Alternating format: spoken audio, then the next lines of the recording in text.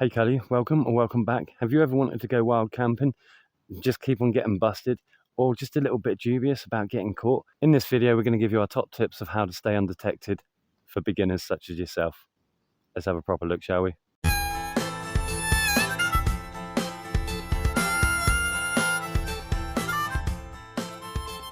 Tip number one, all us nomads know, get in deep. We all go deep. Have a look at my surroundings right here. You know, it's all in deep. There's a lot of holly, there's a lot of greenery around. Holly is evergreen, so you're onto a winner there. You'll stay low profile, you'll stay undetected, and you'll stay away from all those footpaths that may be crossing your boundaries, crossing where you want to camp. So just think about where you want to stay, where you want to go. Try not to go for those amazing views and things like that, staying out in the open. You're going to get caught, or bring that unwanted attention to yourself, and it's going to put you on the back foot and you're going to lose that confidence again, right?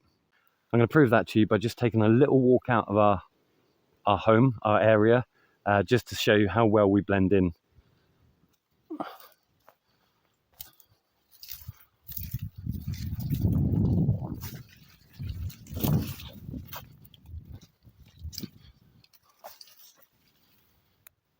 Even just here, I mean, that's 10 meters away.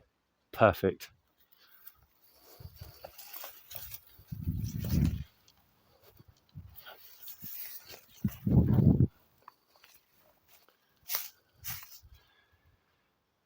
Even just out here, that's 20 meters away. So even just those 20 meters away is just enough for you to completely disappear.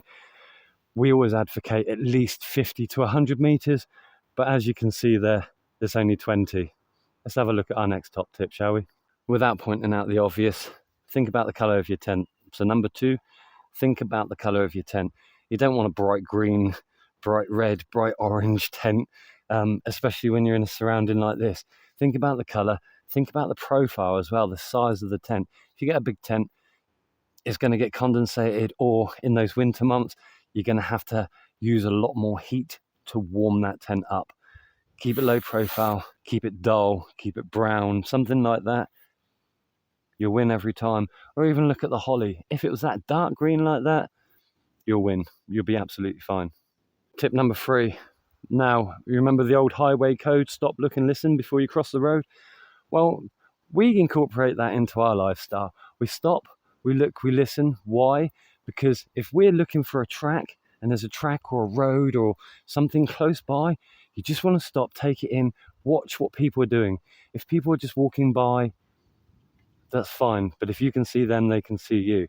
So just have a look around. Listen out as well. If you can hear close noise and people are just talking, you need to put your voice down to a lot lower level, because although being in a surrounding like this, it's going to muffle your voice, they can hear the same as you can, and they might have better hearing than you. So tip number four, a little bit like number three, we stop, look and listen. When we're coming in and out of camp, do you want people to see you coming in and out of where you're trying to camp if you just had to run to the shop quickly or anything like that? So stop, take a look around. Can you hear anyone? Is anyone rustling through the bushes? Is anyone talking? Is anyone close by? Are other people watching you as well? You know, you could be being watched. If you see people coming out of a woodland, you're going to be like, hold on a minute, what are they doing? You're going to want to investigate. You're going to go over there and go, what are you doing? Or, oh, they must be wild camping. We've seen it a lot. It is another buzzkill, especially if you've got kids that want to come and ruin your party at night time, sort of thing. Go unseen, go unheard, and just take your time getting in and out. For tip number five, I'm going to hand you over to my better half. She can explain that one for you. Tip number five, let's just say camp cooking, right? Your considerations for camp cooking. Don't go having the gas canisters if I was you, because you can hear those.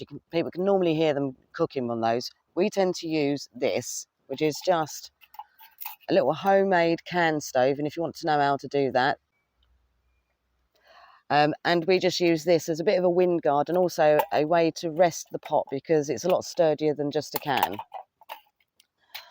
We don't tend to use the stick stove in camp. If we are going to use a stick stove, we'll go out of camp, we'll find a bench on a public path somewhere and just cook our food there. Sometimes we'll even go and do breakfast like that. We'll have a coffee outside of camp, we'll find a nice scenic view, make our coffee on the track. Dog walkers will go past. Good morning, morning. Everyone's interested. It's a bit of a fun thing to do, isn't it? Just make your breakfast out on the path like that. But people don't mind. Another little thing is, do be mindful when it comes to your pots with your noise. You hear that? That's such a giveaway, you know? So again, just try and be delicate, careful when you're using your pots. If you're banging them and bashing them around, you're going to get spotted pretty quick. Also, another little thing about the pots, a lot of people I see will wash their pots in streams and stuff. Personally, I don't like the idea of that, particularly when you're putting your food waste into streams. I personally don't agree with it. But what we do is we just use wipes. So because we've got the dog, he's our pre-washer, if you like. Some people think that's grim, whatever, I don't care. But then the rest of it is getting baby wiped out. And when I say baby wiped out, I'm not using fragrance wipes. I'm not using antibacterial or things like that wipes because they're not good for the gut. We just use the pure wipes, you know, where they're not got any scent and fragrance. And we use those to clean our pots. If not, and we're lucky enough, and it's not a drought like this, and we've got some damp moss around, we use moss because moss is one of the easiest ways to clean your pots. Tip number 6 is just touching on what Tara said about the stick stove. It has been fair weather. It has been fair weather for weeks now. If any of you know, and you've had fires before, you know the smoke will go straight up. The smoke will go straight up into the canopy, and what will happen is you'll pinpoint your exact location. Any farmer, landowner, Forestry England, any sorts of those governing bodies, you've just gone, woo, I'm over here. Not a great idea, and the risk of wildfire at this time of year is we're on red alert for it. So there's a little robin down here I got distracted by, sorry. The risk of wildfire is a really big thing right now. Not only that, is you're going to draw attention to your location all the time. When bad weather comes in, fires are great for that sort of thing. Smoke goes up, fair weather. Smoke goes up and drops, bad weather. But we don't advocate for fires, as you know, ground fires, anything like that. We personally would say, if you want a fire, make sure you seek the landowner's permission. Otherwise, don't have one. Be smart, respect the land, and move on. Tip number 7. Now, I go over noise a lot because I'm one of those people, I hate noise. Tara hates noise. As a smoker in the woods, use a lighter. I hate this bloody thing, but it's Tara's. She uses it really well. She just muffles the noise. I use one of these. Not a sponsor, but they're Explore lighters.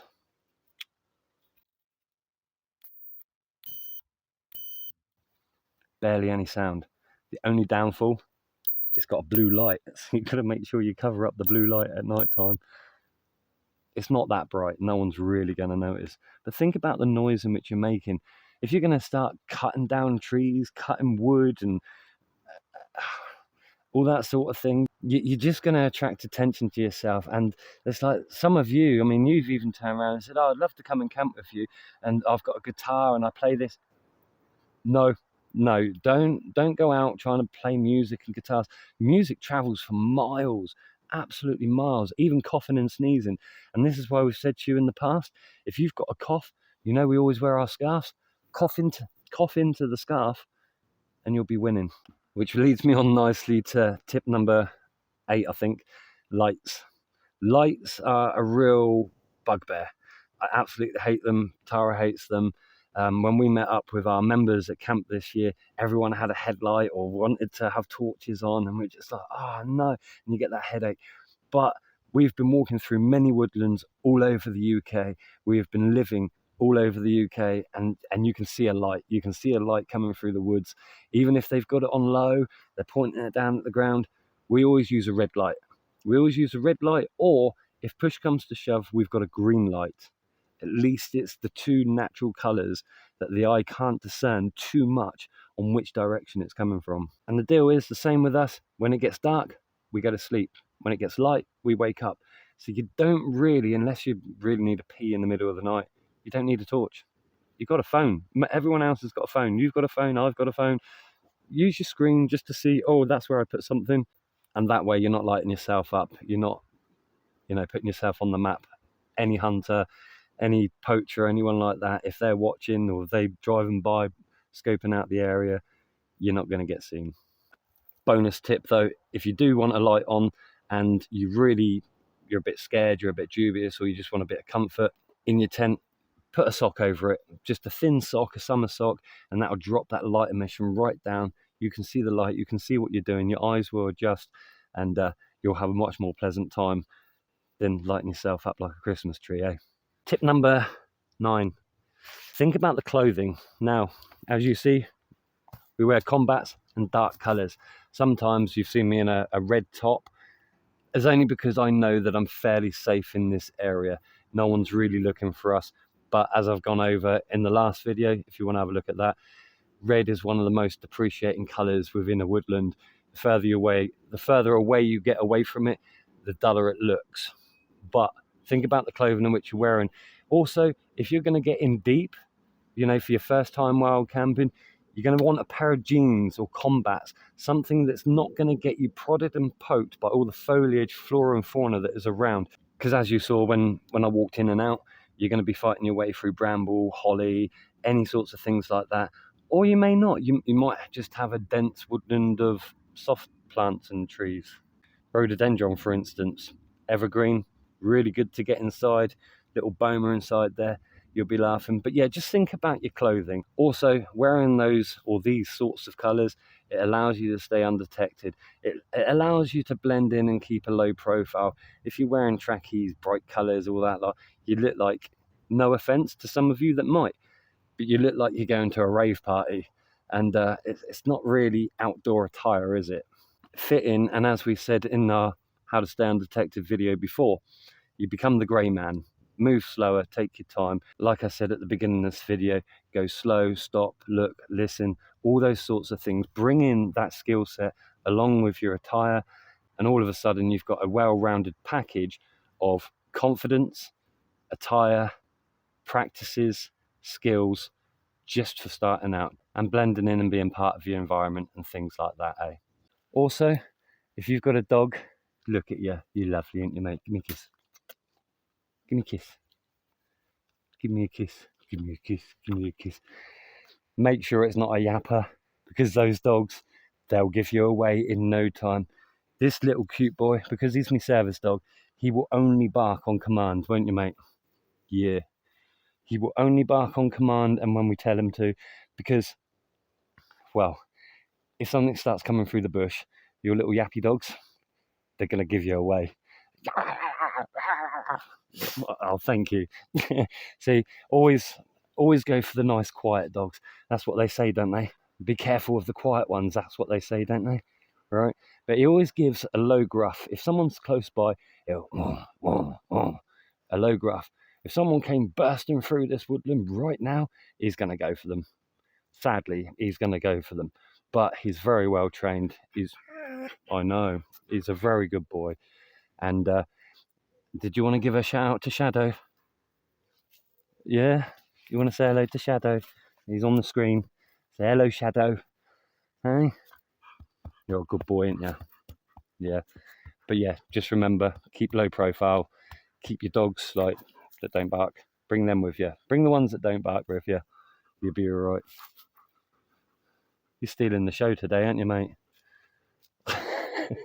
So, if you enjoyed this video, please do like, subscribe, share us around. It's absolutely free to do. And from me and Dog, happy hopping.